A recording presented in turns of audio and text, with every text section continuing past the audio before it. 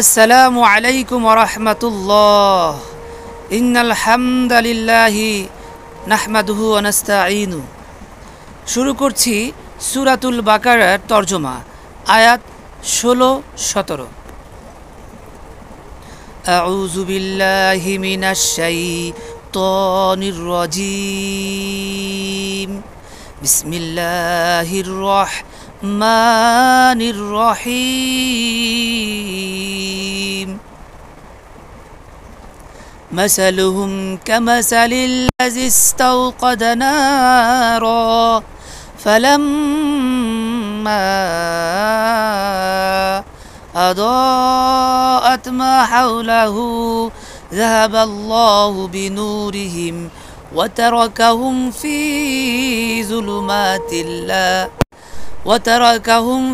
ظلمات لا يبصرون। তাদের উপমা ওই ব্যক্তির মতো যে আগুন জ্বালালো, এরপর যখন আগুন তার চারপাশ আলোকিত করল, আল্লাহ তাদের আলো কেড়ে নিলেন এবং তাদেরকে ছেড়ে দিলেন এমন অন্ধকারে যে তারা দেখছে না। সুম্মুন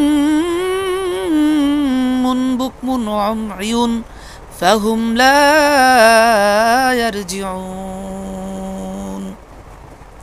তারা বধির, মুখ অন্ধ অর্থাৎ বোবা, তাই তারা ফিরে আসবে না।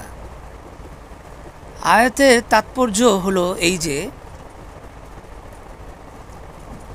আল্লাহ তাআলা মানুষদেরকে লক্ষ্য করে কিছু দৃষ্টান্তমূলক আয়াত নাজিল করেছেন। বিশেষ করে এই আয়াতগুলো মুনাফিকদের উল্লেখ করেই এই আয়াতগুলো নাজিল হয়েছে।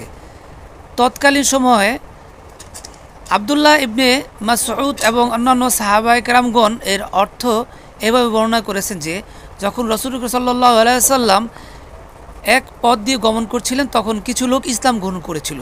তারা আবার ইসলাম থেকে বিমুখ হয়ে তারা আবার মুনাফিক হয়ে গিয়েছিল। অর্থাৎ বিষয়টা দাঁড়ালো, যখন তারা আলোতে ফিরে আসলো, আলো থেকে আবার তারা অন্ধকারে ফিরে চলে গেল, তখন আল্লাহ তাআলা তাদের আলোটা তাদের কাছে কেড়ে নিল।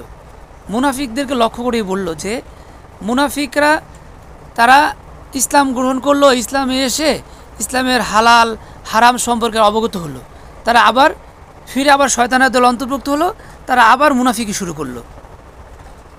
আর বিশেষ করে মুনাফিক যারা, তাদেরকে আল্লাহ তাআলা লক্ষ্য করে বলছে যে তারা বধির, মূর্খ, তারা কখনোই ফিরে আসবে না।